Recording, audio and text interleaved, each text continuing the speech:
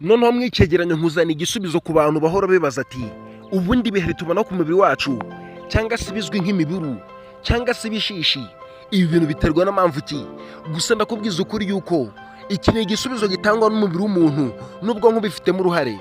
Gusa benshi bakunze kuvuga yuko ngo imibonano ishobora kuba yakiza ibintu, cyane cyane benshi b'urubyiruko ari nako babeshyanya. Gusa ibi byose si ukuri.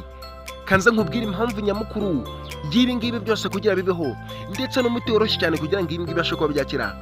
Ubundi ubusanzwe ibintu babyita Accent Vulgaris. Njye ndibonera ikiganiro kirimo yabyimbitse. Nkushimira kuba unkurikira. Niba rugomba ugeze kuri muburo, aha niho wigira ibijyanye n'ubuzima bwawe ukabasha kuba waburengera, ukamenya imiti idasanzwe mu buryo bworoshye cyane utagiye kwa muganga. Ugenda ku subscribe, nugenda udasangije abandi, ndetse nugenda utanambwe muri comment ati ndawukunda cyane ndakwemera cyane, komerezaho.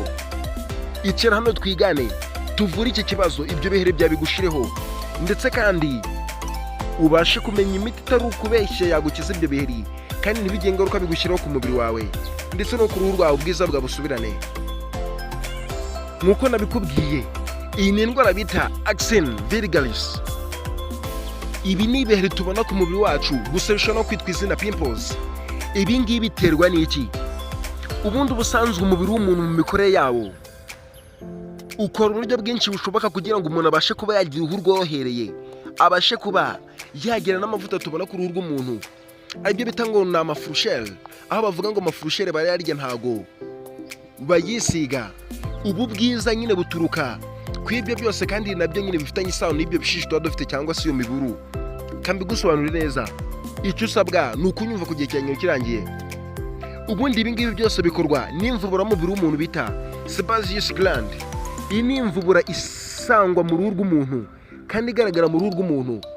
Aho iyi mvubura bita sebaceous gland ubusanzwe ifite uruhare rwo kohereza aya mavuta tubona ku mubiri wacu inyuma, ariyo atuma tugira ubuhehere ndetse tukanorohera. Aya mavuta bayita sebum.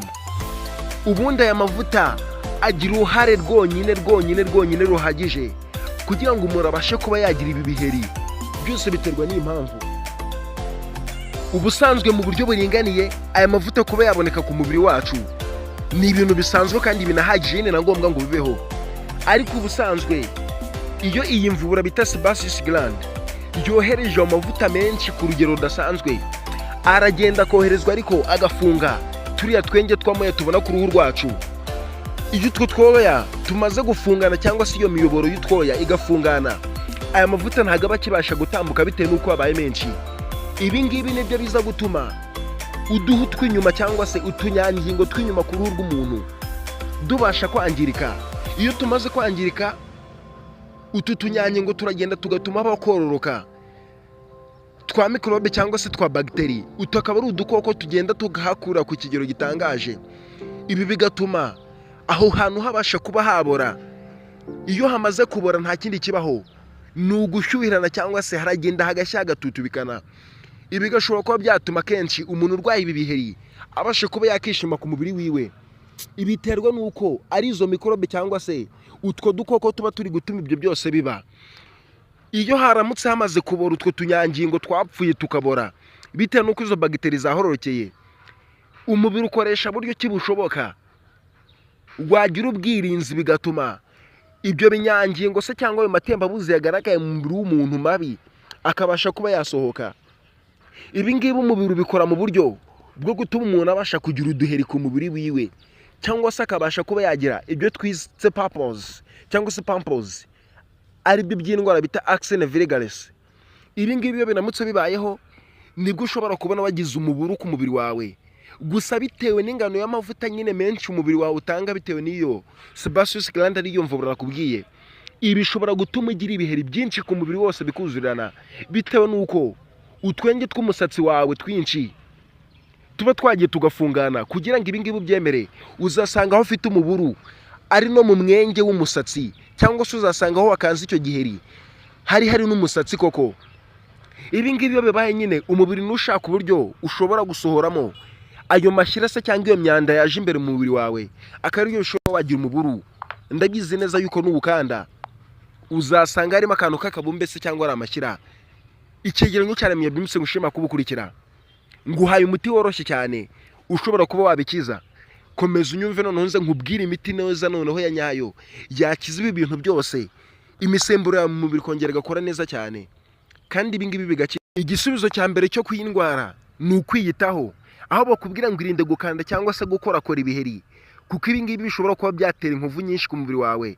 Koresha ibikoresho byo kwisiga bidasigira amavuta na nicodemenogenic. Ibi ngibi ngo bivuze yuko nyine ni witaho ukirinda ukandagura ibyo biheri, cyo kikajya kimena mu gihe cyacyo gihiye.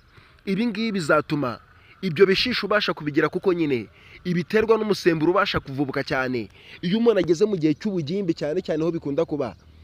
Uyu musemburo bita androgenes, iyi ni imisemburo nka testosterone cyangwa se oestrogen ukunda kugaragara ku bahungu ndetse n'abakobwa.